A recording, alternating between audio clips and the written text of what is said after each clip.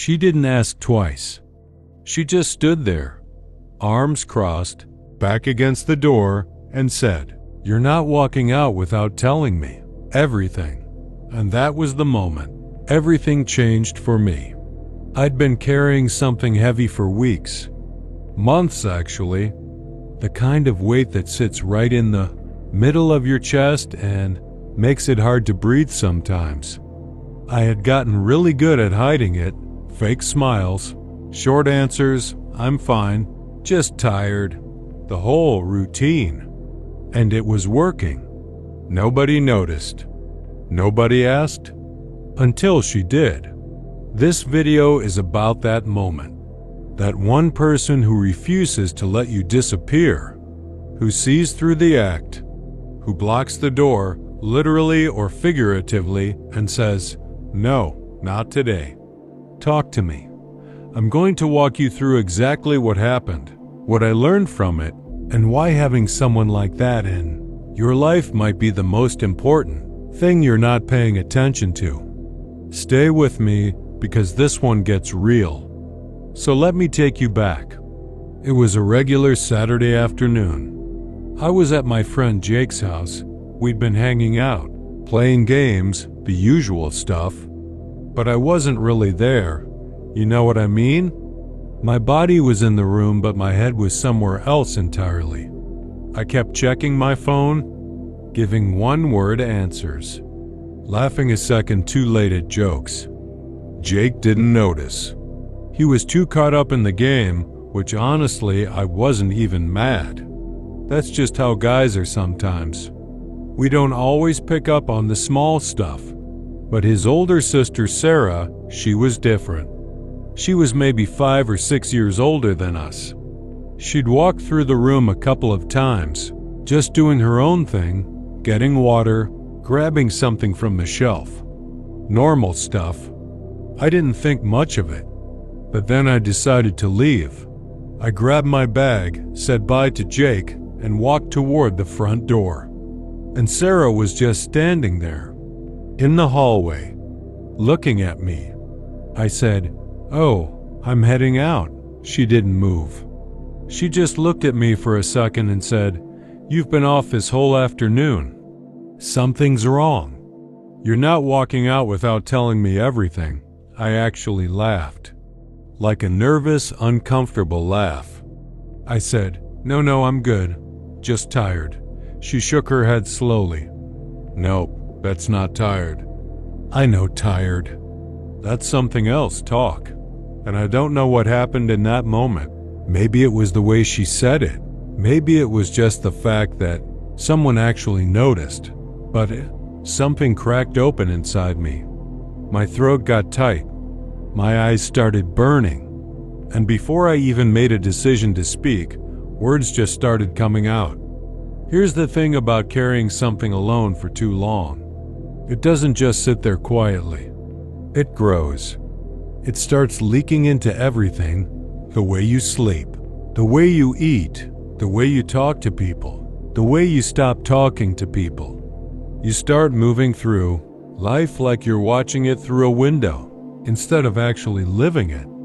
And the longer you carry it, the harder it becomes to put it down. Because at some point, the weight becomes familiar. You stop noticing it the way you stop noticing background noise. It just becomes part of you. I'd been dealing with something at home. Without getting too deep into it, there was tension. There were things being said and unsaid. There was a version of my family that looked okay from the outside and felt completely broken on the inside. And I didn't know how to talk about it. Partly because I didn't have the words. Partly because I didn't want to burden anyone. Partly because talking about it made it real. And as long as I kept it inside, I could pretend it wasn't that bad. That's actually a really common thing, by the way. Psychologists call it emotional suppression. And it's not just keeping things to yourself. It actively makes things worse.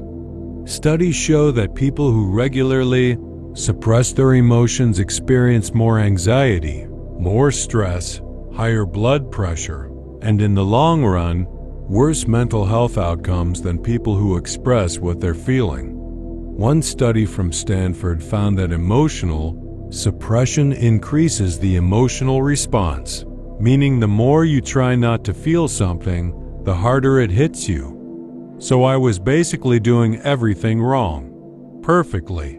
Back to Sarah in that hallway. Once I started talking, I couldn't stop. It was like a dam breaking. I told her about the stuff at home, about feeling like I had to be okay because everyone else seemed to be falling apart, about feeling invisible in my own house, about not knowing who to talk to because everyone either had their own problems or wouldn't understand. She didn't interrupt me once. She just listened.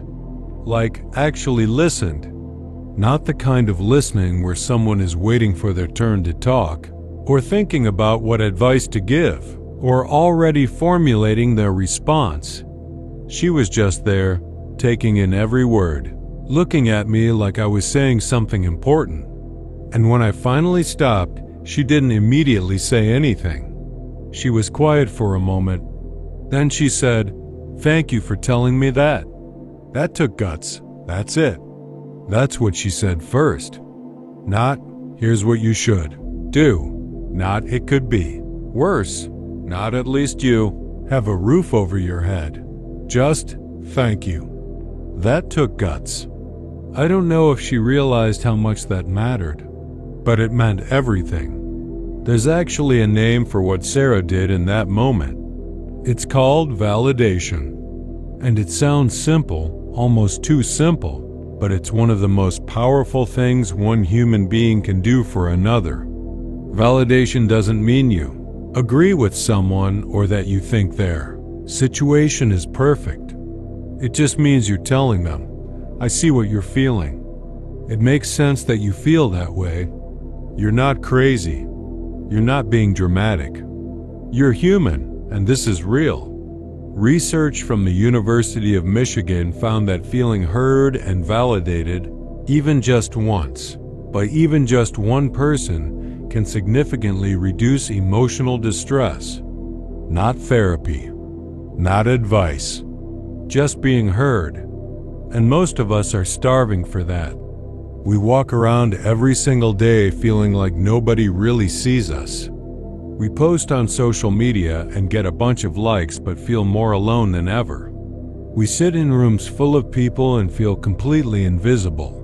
Because there's a difference between being seen and being noticed. People notice you. They see your clothes, your face, your achievements. But being seen, really seen, means someone sees what's going on underneath all of that. The stuff you're not saying out loud. Sarah saw me. She saw past the "I'm fine" and the fake smile and the "just tired," and she looked at the actual me.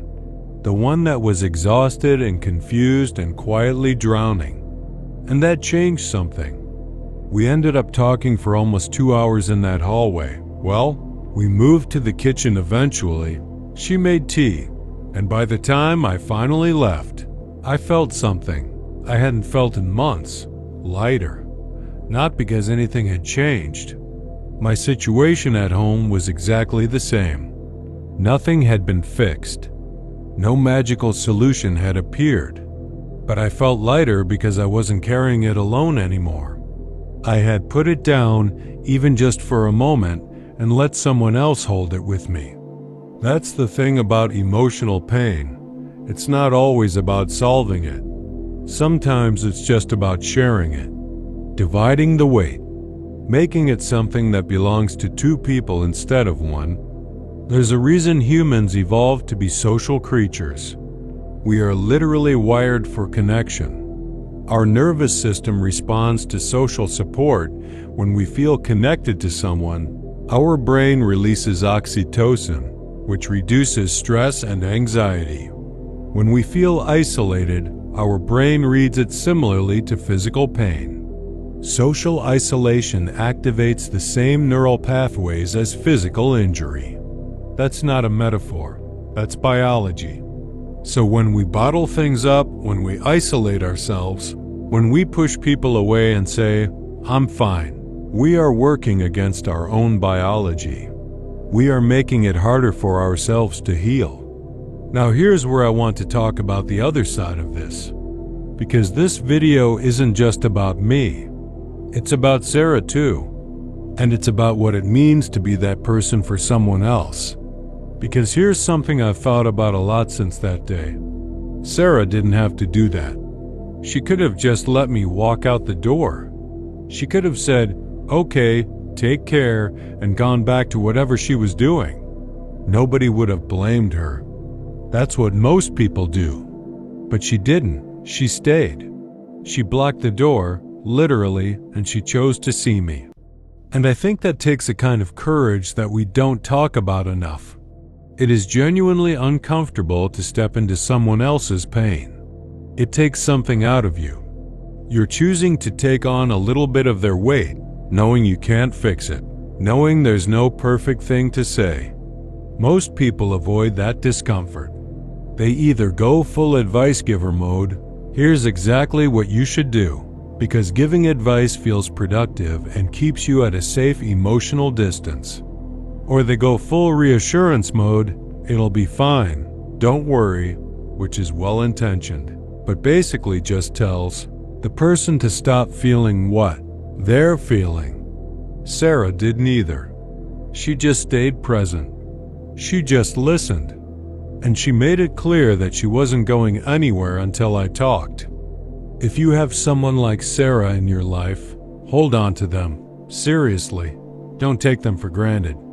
The people who see through your act, who refuse to accept "I'm fine" at face value, who create space for the real version of you to show up, those people are rare. Like genuinely rare. Research on social support, and there's a lot of it, consistently shows that having even one close, trusted person to talk to has massive effects on mental and physical health. People with strong social support live longer, recover from illness faster, experience less depression and anxiety, and report significantly higher levels of life satisfaction. One person. That's all it takes. One person who actually sees you. But here's the flip side of that, and this is the part I really want you to sit with. Are you being that person for someone else? Because it's easy to. Wish you had a Sarah. It's easy to want someone who will block the door and say, "Talk to me." But are you doing that for the people around you? Are you noticing when your friend has been a little off lately? Are you asking the second question, the follow-up after "I'm fine"? The one that says, "I actually want to know"? Because here's the truth. Most people who are struggling are not going to come to you. They're not going to knock on your door and say, "Hey, I need help." They're going to sit there, quietly, getting heavier and heavier, waiting and hoping that someone notices, that someone cares enough to ask. That someone stays. Be that someone. If you have someone like Sarah in your life, hold on to them. Seriously. Don't take them for granted. The people who see through your act, who refuse to accept "I'm fine" at face value, who create space for the real version of you to show up, those people are rare. Like genuinely rare. Research on social support, and there's a lot of it, consistently shows that having even one close, trusted person to talk to has massive effects on mental and physical health. People with strong social support live longer, recover from illness faster, experience less depression and anxiety, and report significantly higher levels of life satisfaction. One person. That's all it takes. One person who actually sees you. But here's the flip side of that. And this is the part I really want you to sit with. Are you being that person for someone else? Because it's easy to. Wish you had a Sarah. It's easy to want someone who will block the door and say, "Talk to me." But are you doing that for the people around you? Are you noticing when your friend has been a little off lately? Are you asking the second question, the follow-up after "I'm fine"? The one that says, I actually want to know? Because here's the truth. Most people who are struggling are not going to come to you. They're not going to knock on your door and say, hey, I need help. They're going to sit there, quietly, getting heavier and heavier, waiting and hoping that someone notices, that someone cares enough to ask. I went home that evening feeling like I could breathe again. Not fixed, not solved, just breathable. And something else happened too. Over the next few weeks, I started letting people in a little more. Not dramatically, not all at once, but a little. A real answer when someone asked how I was doing. A text to a friend when something was bothering me. Small things, but they added up. Because Sarah had shown me something I'd forgotten, or maybe never really learned. That asking for help is not weakness. Letting people see you is not dangerous. Being honest about the fact that you're struggling is not a burden. It's actually one of the bravest things you can do. We live in a world that rewards people who look like they have it all together. Social media is basically a highlight reel of everyone's best moments.